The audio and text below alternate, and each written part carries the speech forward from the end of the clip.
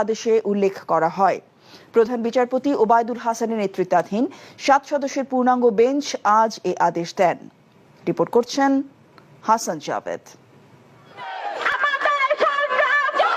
সরকারি চাকরিতে প্রথম ও দ্বিতীয় শ্রেণীতে কোটা পুনর্বহাল করে হাইকোর্টের দেয়া রায়ের পর কোটা সংস্কারের দাবিতে আন্দোলনে নামে শিক্ষার্থীরা। রোববার সেই রায়ের বিরুদ্ধে রাষ্ট্রপক্ষ ও পক্ষভুক্ত শিক্ষার্থীদের করা আপিলের শুনানি হয়। শুনানিতে অ্যাটর্নি জেনারেল বলেন, হাইকোর্ট কোটা পুনর্বহাল করে যে রায় দিয়েছে তা সঠিক হয়নি, এমনকি রায়টি স্ববিরোধী বলেও উল্লেখ করেন। তাই হাইকোর্টের রায়টি বাতিল চান তিনি। শুনানিতে পক্ষভুক্ত শিক্ষার্থীদের আইনজীবী সহ 8 আইনজীবী বলেন, কোটা সংস্কারের বিষয়টি সরকারের নীতি নির্ধারণী বিষয়, এখানে হাইকোর্ট কোনো হস্তক্ষেপ করতে পারে না, একমাত্র আপিল বিভাগের সেই এখতিয়ার রয়েছে। শুনানি শেষে হাইকোর্টের রায়টি বাতিল করে আদেশ দেয় আপিল বিভাগ। মেধাতে হবে 93 ভাগ, 5 ভাগ হবে মুক্তিযোদ্ধা, ক্ষুদ্র নৃতাত্ত্বিক জনগোষ্ঠী তাদের হচ্ছে 1 ভাগ, আর প্রতিবন্ধী এবং তৃতীয়লিঙ্গীয় ওদের জন্য হচ্ছে 1 ভাগ। আরেকটি আদেশ দিয়েছেন সাথে সাথে সরকার প্রয়োজনে এই কোটাটা বাতিল পরিবর্তন করার ক্ষমতা রাখবে। যদিও কোটা নির্ধারণের বিষয়টি রাষ্ট্রের পলিসি ম্যাটার বা নীতি নির্ধারণের বিষয়, তথাপি অত্র আদালত সংবিধানের 104 অনুচ্ছেদের আপনারা জানেন 104-এ আমাদের সুপ্রিম কোর্টের কমপ্লিট জাস্টিস করার ক্ষমতা আছে, অর্থাৎ আইনের বাইরেও যে ওনারা কিছু বলতে পারেন সেটা ন্যায় বিচারের স্বার্থে। আদেশে আপিল বিভাগ আন্দোলনকারী শিক্ষার্থীদের স্ব শিক্ষা প্রতিষ্ঠানে ফিরে যেতে এবং শিক্ষা প্রতিষ্ঠানে শিক্ষার্থীদের জন্য অনুকূল পরিবেশ তৈরি করতে নির্দেশ দেন। এছাড়া আন্দোলনে নিহতদের ন্যায় বিচার নিশ্চিত করতে বিচার বিভাগীয় তদন্ত কমিটিকে সহায়তা করতে নির্দেশ দেয় আদালত।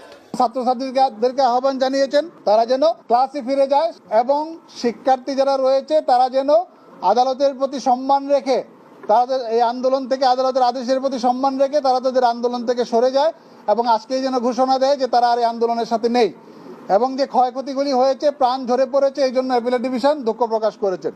আপিল বিভাগের আদেশে সবাই ন্যায় বিচার পেয়েছেন বলেও মনে করেন আইনজীবীরা। এখন আন্দোলনের কোনো যৌক্তিকতা নেই বলেও মনে করেন তারা। আন্দোলনকারীদের সাথে আলোচনা করে অচলাবস্থা নিরসনেরও পরামর্শ তাদের।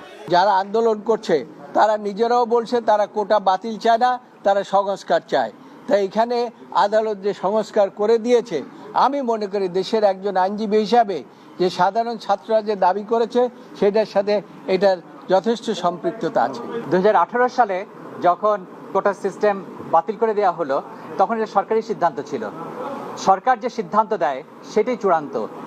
এই চূড়ান্ত সিদ্ধান্তের উপর কোর্টের কোনো এখতিয়ার নাই কোনো রকম ইন্টারফেয়ার করার। খারিজ করার পরে ওনারা যে অবজারভেশনটা দিয়েছে ফর কমপ্লিট জাস্টিস, এটা একটা হয়তো বিশেষ পরিস্থিতির কারণে দিয়েছে, কিন্তু সাধারণত আদালতের সামনে যখন কোনো কিছু পেন্ডিং থাকে তখনই এটা দিতে পারে, কিন্তু এখন যে খারিজ করে দিয়েছে আদালতের সামনে কোনো কিছু পেন্ডিং নাই।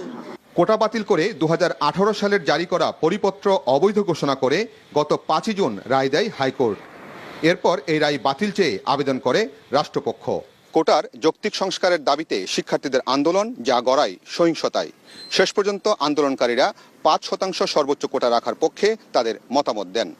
আপিল বিভাগ হাইকোর্টের দেয়া রায়টি বাতিল করে সর্বোচ্চ 7% কোটা রাখার পক্ষে তাদের মতামত দেন। এর ফলে যে যৌক্তিক সংস্কারের কথা বলা হয়েছিল সেটিরই প্রতিফলন ঘটেছে বলে মনে করছেন আইনজ্ঞরা, আর যার মাধ্যমে এই আন্দোলন সংগ্রামের একটি পরিসমাপ্তি ঘটবে এমনটাই মনে করছেন তারা। Hasan Javed, NTV news, Bangladesh supreme court, Dhaka. দ্বিতীয় দিনের মতো দেশব্যাপী কারফিউ চলছে। আইনশৃঙ্খলা বাহিনী প্রধানদের সাথে বৈঠকের পর স্বরাষ্ট্রমন্ত্রী অনির্দিষ্টকালের জন্য কারফিউয়ের ঘোষণা দেন। আজ বিকেল 3টা থেকে 5টা পর্যন্ত কারফিউ শিথিল থাকে। এদিকে রাজধানীর বিভিন্ন গুরুত্বপূর্ণ পয়েন্টে নিয়মিত আইনশৃঙ্খলা বাহিনীর পাশাপাশি সেনা সদস্যরা টহল দিচ্ছেন। রাজধানীর সড়কগুলোতে প্রত্যেককে জিজ্ঞাসার মুখে পড়তে হচ্ছে। কোনো ধরনের সন্দেহজনক মনে হলেই তল্লাশি করা হয়েছে। ভোলা থেকে